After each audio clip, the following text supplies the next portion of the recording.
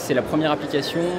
avec de la BD 100% gratuite dessus en intégralité, puisque c'est en accord avec notre conviction qui est que le numérique gratuit est la meilleure manière de promouvoir le papier payant, c'est-à-dire de faire la promotion des albums qu'on va sortir en librairie très prochainement. Voilà, donc cette application est disponible depuis la semaine dernière dans l'Apple Store et on devrait la décliner très prochainement sur l'iPad évidemment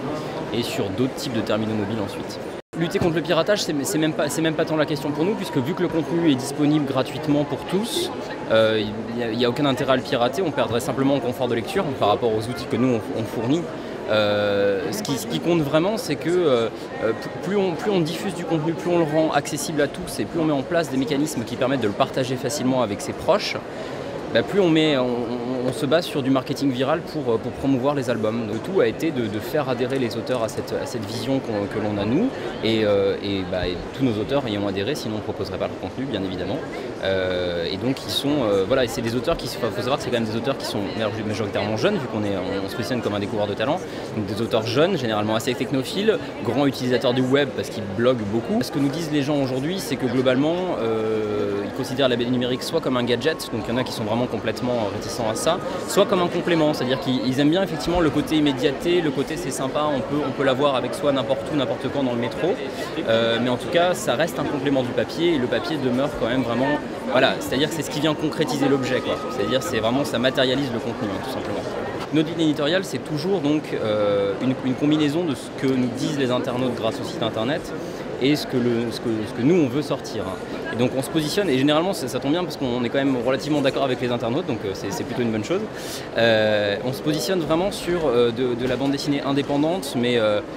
assez haut de gamme, c'est-à-dire qu'on veut faire des beaux albums, on veut faire des beaux ouvrages, mais on veut faire de la BD pas chiante. On veut des trucs sympas, on veut des trucs que les gens ont envie de lire, prennent plaisir à lire, mais aussi de beaux ouvrages. Voilà, c'est une manière de l'exprimer comme une autre, mais c'est comme ça qu'on veut se positionner.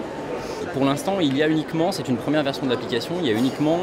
nos titres édités, donc des titres qui font partie du recueil Fantasme ou les titres en standalone comme Arono, Baz Neptune ou Oklahoma Boy. L'idée est d'aller beaucoup plus loin et de proposer quasiment tout ce qu'il y a sur le site sur iPhone, mais ça demande c'est un gros problème de R&D et on est en train de développer ça. Et donc ça viendra, normalement ce sera mis en place début 2011, donc on n'y est pas encore. Donc pour l'instant effectivement c'est nous qui proposons du contenu et qui allons le pousser de temps en temps. Voilà, donc téléchargez l'application et le contenu se mettra à jour dès qu'il y aura un nouvel album disponible. C'est marrant parce que c'est vrai qu'à Angoulême on se rend compte que c'est des 100% d'amateurs de BD quasiment, donc effectivement il y a beaucoup de gens qui passent, beaucoup de gens qui s'arrêtent et qui viennent directement toucher les albums, regarder parce qu'ils correspondent vraiment à notre public cible, ceux qu'on veut avoir. Et ici c'est vrai que c'est beaucoup plus, c'est un petit peu plus la sortie du dimanche, et puis étant donné que les gens viennent voir à la fois des auteurs à succès, voilà, il y a des superstars qui sont là, d'ailleurs on a croisé pas mal de beau monde, et puis des romanciers etc. Voilà, forcément on a à peu près un visiteur sur 10 qui s'intéresse un petit peu à la BD en passant devant et qui commence à regarder ce qui se passe. Donc voilà, en tant qu'éditeur de bande dessinée, c'est sûr que c'est moins impactant qu'Angoulême.